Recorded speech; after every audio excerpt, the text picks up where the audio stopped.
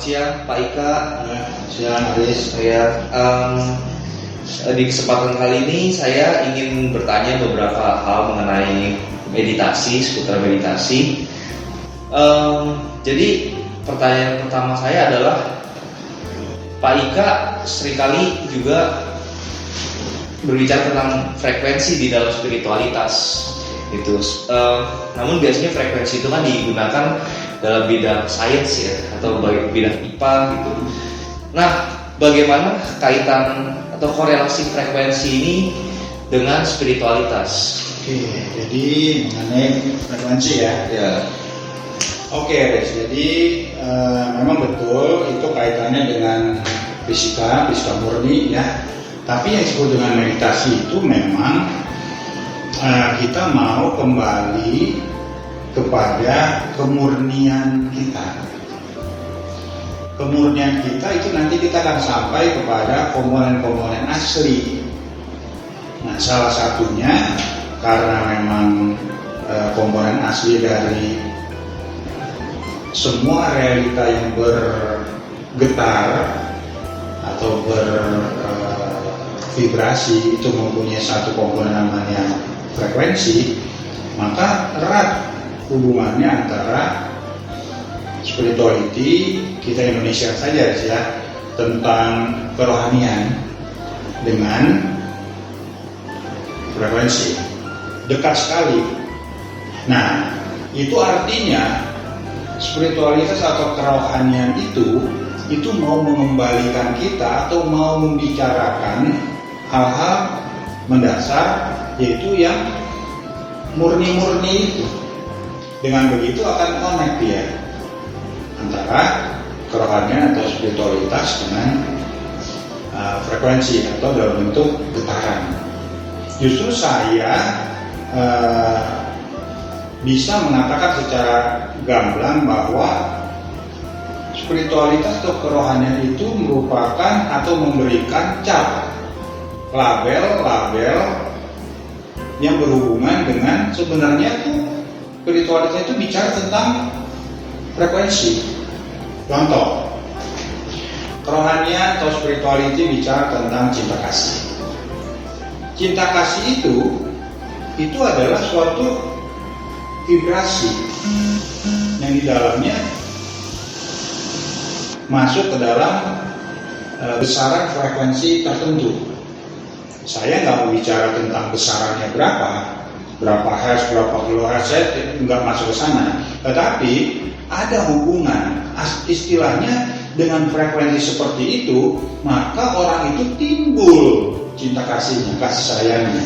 Jadi secara mudah digambarkan bahwa frekuensi itu betul-betul vibrasi dengan frekuensi tertentu, dengan dilihat dari spiritualitas kerohanian dicap sebagai kasih sayang.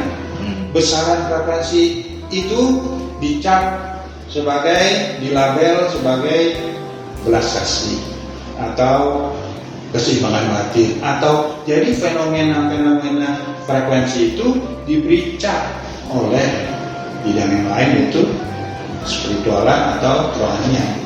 Dan itu dekat sekali, dan itu sangat bisa dibuktikan gitu ya. Itu sangat bisa dibuktikan dalam praktek, sangat dekat, dan kita mampu mengalami apa yang dimaksud oleh istilah spiritual itu, seperti cinta kasih atau belas kasih atau dan sebagainya, kalau kita tune dengan besaran frekuensi dari gelombang vibrasi yang dimaksud. Dekat banget. Demikian guys. Oke. Berarti frekuensi itu sebenarnya bisa yang akan menentukan bagaimana suasana perasaan seseorang gitu. Betul, tepat sekali, karena pada prinsipnya manusia itu kan bergetar. Manusia itu bergetar, artinya dia rentan, tanda kutip, rentan, boleh rentan menjadi lebih positif atau rentan terhadap sesuatu yang lebih negatif dari keadaan semula.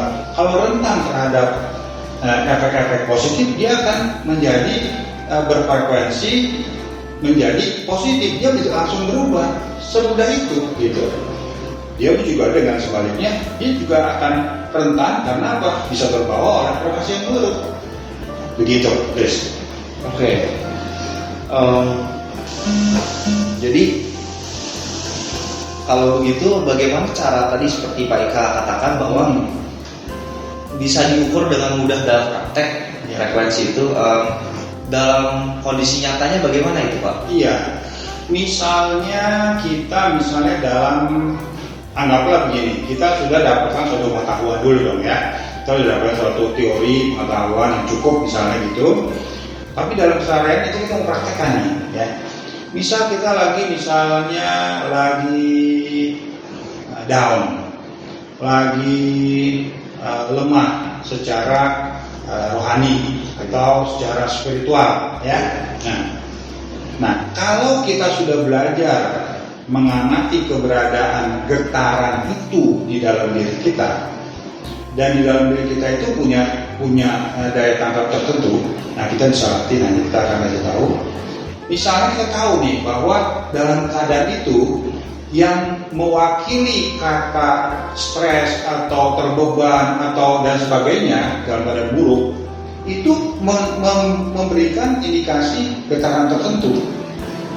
Anggaplah itu frekuensinya X. Oke. Kalau kita sudah terbiasa dengan suatu teknik tertentu, kita akan tahu, oh seperti ini ya getarannya. Artinya tuh frekuensinya itu. Ya sudah, kita resonansikan dulu dengan frekuensi itu. Karena sudah kita tangkap, ya, kita resonansikan. Nanti bagian rohani kita akan ngerti, akan ngikut dia. Sementara turun dulu, misalnya pada saat itu frekuensi rendah, ya, dia akan turun ngikut. Dia ikut bergetar bersama. Setelah itu dia masuk, menyatu. Dari situ kita akan mempunyai pengalaman tertentu langsung, ya, pengalaman langsung tertentu. Dan biasanya batin itu mau membawa kita ke tempat yang paling netral. Dia artinya pada saat dia itu terlalu rendah, batin akan mendorong ke tempat yang lebih tinggi. Kita diemin aja, kita lepaskan saja.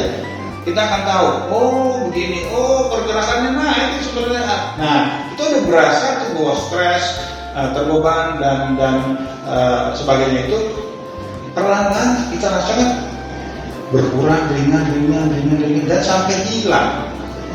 Nah seperti itu adalah praktek permainan adanya frekuensi sehubungan dengan kita yang memang selalu dalam keadaan bergetar, dan kita ikuti dengan resonansi.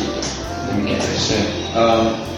Kalau begitu bisa sedikit lebih dijelaskan secara praktikal mungkin bagaimana cara supaya kita beresonansi dengan kondisi frekuensi saat ini. Oke, ya, contoh. Misalnya saya keadaan seperti ini, tidak ada yang tahu saya berprofesi seperti apa seperti ini, ya kan? Saya akan buat supaya orang lain tahu. Oke, bentar.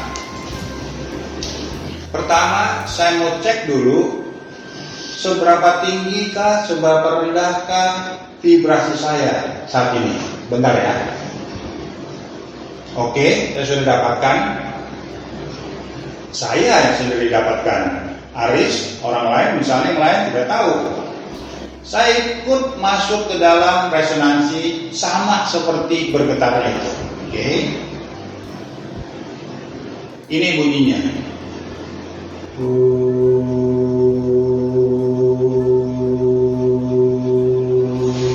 Seperti itu hasil dari bagian dalam saya menangkap getaran yang terjadi saat ini, resonansi ketangkap dengan indera, saya suarakan seperti itu, simple, ya.